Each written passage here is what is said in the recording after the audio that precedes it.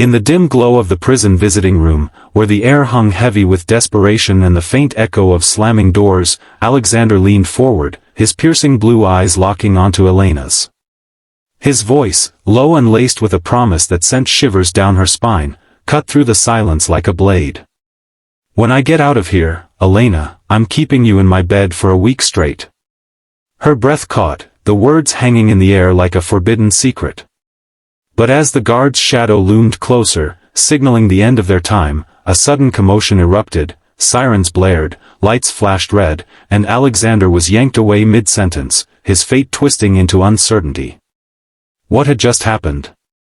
Would he even make it out alive? Elena Thompson had always been the quiet anchor in the upscale suburb of Willow Creek.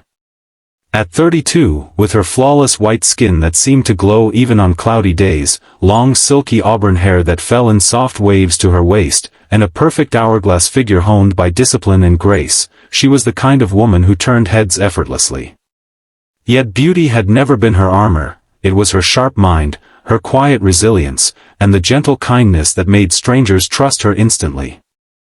A successful freelance graphic designer, she worked from her sunlit home studio, creating logos and campaigns for brands around the world. But beneath her poised exterior lay scars. Her parents had died in a car accident when she was 19, leaving her to raise her younger sister, Lily, alone. That loss had taught her to guard her heart fiercely, to never lean too heavily on anyone.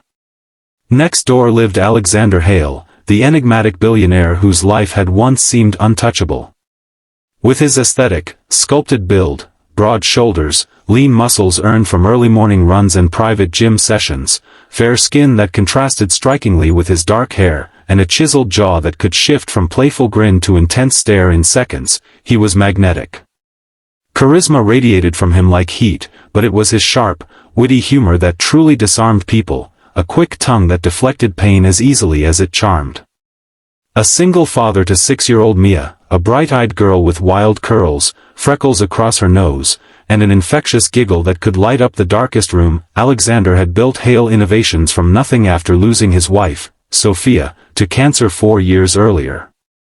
Sophia had been his college sweetheart, the soft counterbalance to his ambition, and her death had left him a fortress of grief hidden behind jokes and work. The supporting cast of their lives added layers of warmth and complexity. There was Lily, Elena's 26-year-old sister, a bubbly elementary school teacher with short blonde hair and an irrepressible spirit, who had moved in with Elena after college and become Mia's unofficial aunt. Lily was the comic relief, always teasing Elena about her hopeless crush on the neighbor and dragging her to wine nights to loosen up. Then there was Marcus, Alexander's loyal best friend and former COO, a tall, no-nonsense black man in his late 30s with a dry sense of humor and unwavering integrity. Marcus had taken over the company during Alexander's imprisonment, fighting boardroom battles to keep it afloat while raising his own teenage son. And little Mia, with her boundless energy and innocent questions, "Why does Daddy live in the big gray house now?" became the emotional heartbeat tying everyone together. Their story truly began 3 years earlier, when Mia's soccer ball flew over the fence into Elena's rose garden. Alexander appeared at her door, sheepish yet charming. "My daughter's got a kick like a pro athlete. Sorry about your flowers, I'll replace them. Or better yet, join us for a game. Loser buys ice cream, and I promise I'm terrible." Elena, amused by his self-deprecating grin, accepted. That afternoon sparked a neighborly rhythm, shared barbecues where Marcus grilled steaks, Lily chased Mia through the yard, and Alexander's banter flowed freely. "You know, Elena, with hair like that, you could model for your own designs. But I'd rather keep you next door than on a billboard," he'd tease, making her blush while Lily rolled her eyes dramatically. But 18 months ago, everything fractured. Victor Lang, the antagonist, a sleek, silver-haired corporate shark in his 50s with cold gray eyes and a perpetual smirk, had orchestrated Alexander's downfall. Victor wasn't just a rival, he was a venomous force, driven by years of envy after Alexander outbid him on a groundbreaking AI patent. Using forged emails, paid-off insiders, and manipulated financial records, Victor framed Alexander for embezzlement, seizing control of Hale Innovations in the chaos. His cruelty extended further: anonymous threats, slashed tires on Elena's car, and whispers to child services questioning her temporary guardianship of Mia. The central struggle was multifaceted: Alexander battling isolation and injustice from prison, Elena juggling fear, investigations, and caring for Mia while shielding Lily from the danger, and the group rallying against Victor's web of corruption. Visits became sacred. Through the plexiglass, Banter masked heartache. "Prison food's terrible," Alexander quipped one day. "But the view across this table? 5 stars. Elena smiled softly, her long hair tucked behind one ear. "Flirt later, Hale. Tell me how you're really holding up." His wit faltered. "Mia drew me a picture last week, us as a family. Broke me, Elena. I can't lose her." Tears welled in her eyes as she pressed her palm to the glass. "You won't. We're all fighting for you." Supporting characters deepened the emotion. Lily became Elena's rock, staying up late researching legal loopholes, her optimism clashing with Elena's caution. "Sis, you've been alone too long. Alex sees you, the real you. Let him in." Marcus visited Alexander separately, smuggling encouragement. "Hang in there, man. The board's turning, Victor's getting sloppy." Mia's innocence tugged hardest. She'd curl into Elena's lap, whispering, "When Daddy comes home, can we all live together? You make the best pancakes." Flirtatious tension built naturally. During one visit, Alexander eyed her fitted sweater. "That color on you? Criminal. Pun intended." She laughed, teasing back, "Keep talking like that, and I'll visit less." Someone has to keep your ego in check. But deeper moments pierced through. In letters, he wrote vulnerably, "My humor's always been armor, Elena.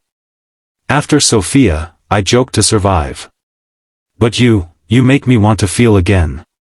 She replied with her own truths: "I lost my parents young, raised Lily alone. Trusting someone terrifies me. But with you, it feels safe." The first major cliffhanger struck at the appeal hearing. Elena sat tense in court, Lily gripping her hand, Marcus nodding encouragement. New evidence surfaced, a former employee's testimony against Victor. Hope soared. But Victor's lawyer unveiled doctored messages implicating Elena as an accomplice. The judge denied bail. Chaos erupted as Alexander was dragged away shouting her name. Was she now a target too? If this betrayal has your heart racing, hit that like button and comment below. What would you do in Elena's shoes? Elena refused to crumble. With Marcus's tech expertise and Lily's relentless spirit, they dug deeper. Anonymous tips led to hidden offshore accounts. Banter sustained them. Alexander's letters teased, "My fierce designer neighbor turned detective? Victor doesn't stand a chance. Save some of that fire for me." Romantic depth peaked during a hard-won conjugal visit. Alone at last, Alexander traced her silky hair, his fair skin flushed. "I love you, Elena. Not just for saving us, for seeing the man behind the billions and the bars." She melted into him, whispering, "I love you too. You've healed parts of me I thought were broken forever." Their kiss was passionate, bodies entwining with years of pent-up longing, a brief escape from hell. But Victor escalated. The second cliffhanger shattered peace when Mia vanished from school, kidnapped on Victor's orders to silence Alexander. Elena's world collapsed, Lily sobbed hysterically, Marcus mobilized private security. A ransom call demanded Alexander sign over the company. No. Elena defied, her perfect figure trembling yet resolute. Racing against time, she pieced clues from Victor's boasting emails. If Mia's danger has you in tears, share this video now, spread the hope that love conquers fear. In a heart-pounding rescue, Elena and Marcus stormed the warehouse with police backup. Victor sneered, "You think love wins, little girl?" But Elena, recording his confession, turned the tide. Mia ran into her arms, safe. Evidence flooded in, Victor arrested, his empire crumbling. Alexander's release was triumphant. Stepping into sunlight, he embraced Mia, then Elena, Lily cheering, Marcus clapping him on the back. "I kept my promise," he murmured with a wink. "A week in bed, starting now."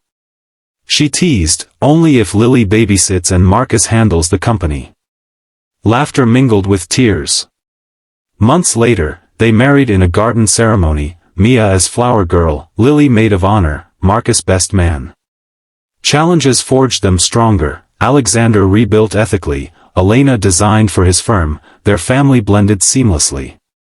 If this journey of resilient hearts, witty souls, and unbreakable bonds has touched you deeply, smash like, comment your favorite moment, and subscribe for more stories that celebrate the beauty of human connection.